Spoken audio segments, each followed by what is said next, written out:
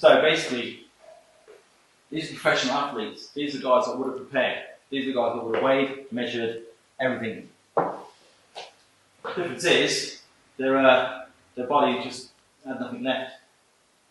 So when we starve ourselves, when we're on these little silly like weight crash diets because we want to get into a bikini in 3 days' time before we go off on holiday, that's what you're doing to yourself. All right, you're not going to collapse when you get to the airport and someone's going to carry you onto the plane, right? But that's what you're doing to yourself inside.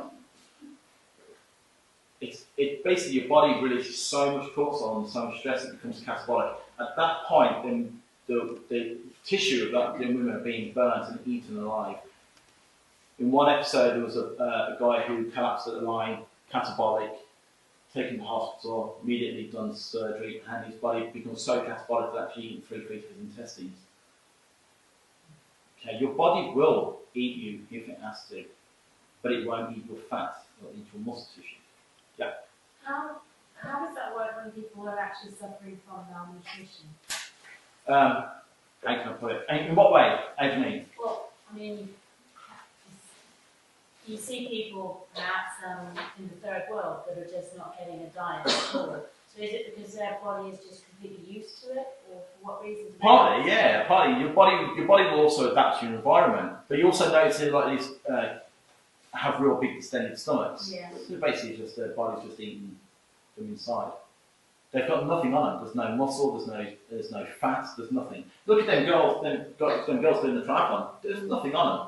No.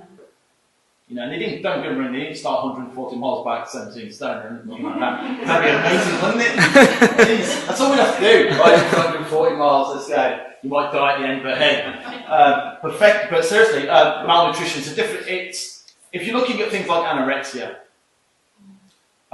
it's malnutrition. But if you're looking at continents like Africa, a lot of the images they show you, they don't know any different. And children are born into a malnourished. So what I'm really saying is it relative? Is it because their diet would ordinarily be protein filled and concentrating on what they're doing, and then they're stopping it? Because you say an anorexic, I mean, in effect. Anorexia, yeah, just try and stop eating everything.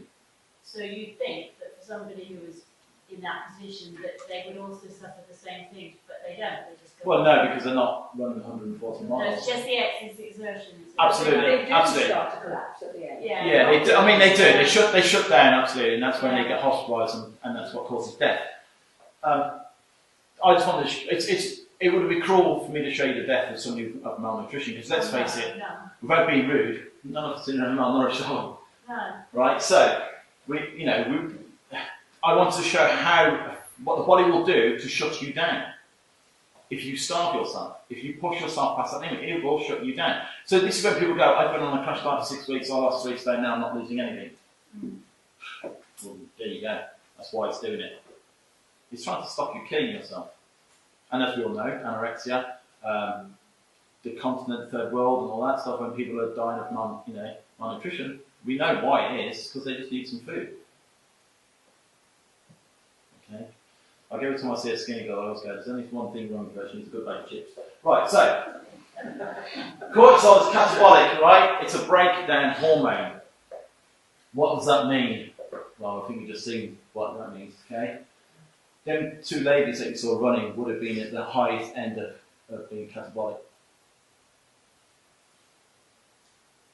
So, the reason it's there, so you're able to release lots of energy under stress.